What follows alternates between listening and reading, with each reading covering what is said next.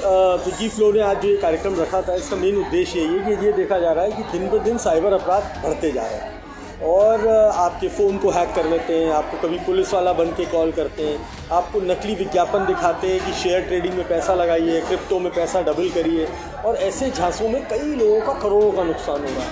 आप पे कॉल आएगा कि हम कोरियर कंपनी से बोल रहे हैं, फेडेक्स से आपके कोरियर में ड्रग्स मिली है, आपको गिरफ्तार किया जा रहा है। तो ये डिजिटल अरेस्ट नाम दिया है। इस तरह की घटनाएं बढ़ रही हैं, तो ये जागरूकता से ही बचाया जा सकता है। तो आज इस कार्यक्रम में इस तरह के कई तरह के केसेस के बारे में बताया। आप अपने फ़ोन को सुरक्षित रखिए, अनजान लिंक पे क्लिक मत करिए, कोई गलत ऐप डाउनलोड मत करिए, क्योंकि आजकल वो फ़ोन का डेटा चुरा लेते हैं, SMS चुरा लेते हैं, OTPs चुरा लेते हैं। और अगर किसी के साथ भी कोई दुर्घटना घटे तो सीधे 1930 पे कॉल करें, और अगर 1930 किसी वजह से नहीं कनेक्ट होता है तो हमारी वेबसाइट है cybercrime.gov.in, उस पर सूचित करें। अगर आपका फ़ोन बंद हो जाता है, सिम काम नहीं करती है, तो फ़ौरन बैंक को सूचित करके खाते को डेबिट फ्रीज़ कराएं और मोबाइल कंपनी से जानकारी हासिल करें कि सिम बंद क्यों हुई है। अगर फ़ोन चोरी होता है तो फ़ौरन सिम री इशू कराइए, sancharsati.gov.in पे जाइए और फ़ोन को ब्लॉक कराइए। तो ये सारी जो सुविधाएं भारत सरकार आपको दे रही है ऑनलाइन, इनका फ़ायदा उठाएं और ऐसी किसी भी कॉल या चिट्ठी से ना डरें जिस पे CBI का कोई लोगो लगा है, वो बोल रहा है मैं पुलिस में बोल रहा हूँ, आपके ऊपर केस हो गया है। अगर आपने गलत किया है तो पुलिस आपको घर से ले जाएगी आके, वो आपको फ़ोन पे ना तो धमकी देगी और ना आपसे पैसे मांगेगी और ना आपसे आपका बैंक अकाउंट मांगेगी।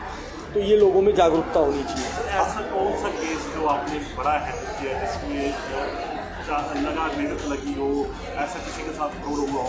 फ्रॉड्स में तो देखिए आज की तारीख में ये फ्रॉड्स इतने ऑर्गेनाइज्ड होते जा रहे हैं कि ये विदेश में बैठ के काम कर रहे हैं, ये गलत नकली नंबरों का इस्तेमाल कर रहे हैं, ये बैंक अकाउंट्स को भी फर्जी क्रिएट कर लेते हैं किसी ना किसी तरीके से।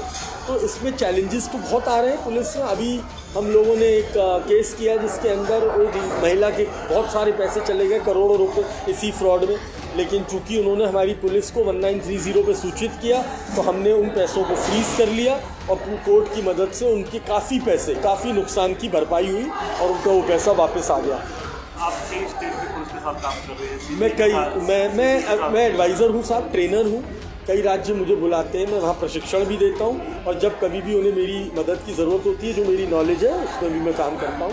मैं CID हरियाणा पुलिस के साथ भी सलाहकार हूँ, कंसल्टेंट हूँ।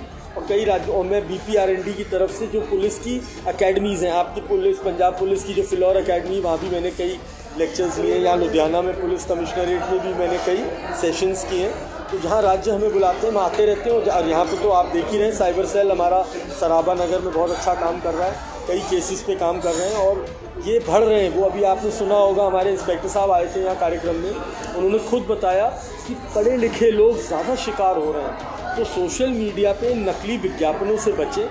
भारत सरकार का एक साइबर दोस्त हैंडल है, उस साइबर दोस्त हैंडल को अगर आप फॉलो करेंगे तो आपको एक लेटेस्ट अपराध के बारे में जागरूकता मिलेगी।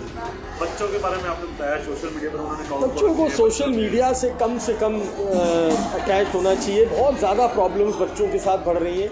एक तो एज अप्रोप्रिएट होना चाहिए, गेमिंग में आदत ना लगे, एडिक्शन ना हो, और गेम वो खेलें जो आपकी एज के लिए अप्रोप्रिएट है। हर गेम के नीचे एज लिखी होती है, तो माँ बाप को ये ध्यान देना चाहिए कि जो बच्चा गेम खेल रहा है वो उसकी उम्र के लिए सही है या नहीं, और आधा पौन घंटा मोबाइल को दें, इससे ज़्यादा नहीं।